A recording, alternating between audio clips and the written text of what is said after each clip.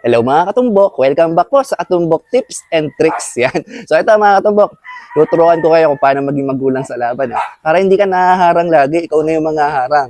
Yan. Every time na makakita ka ng ganyang posisyon ng bola, let's say ball in hand ka pa. Yan, ganyan, yung medyo magkalikit yung 9 at G's, yung ganyan. Gagawin mo dyan mga katumbok, isipin mo dyan, blessing muna. Okay? Paano? So, hanapan mo lang ng angulo yung 9 na makapestop ball mo yung pamato. Dito, dito, dito, dito. Okay? Ang target mo dyan, ma-stop ball yung pamato.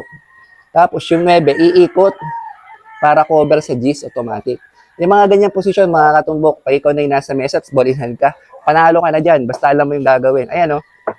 Yan, sabi ni katumbok, dito lang daw para mapa-stop ball ko. Sige. Yan, tutulak ko lang itong 8. Yan.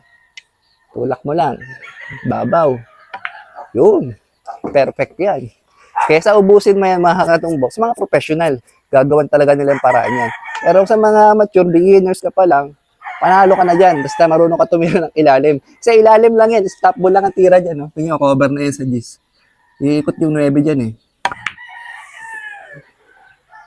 Ganun lagi ang tira dyan mga katumbok. Every time na may ganung posisyon, ganyan lagi ang gagawin mo.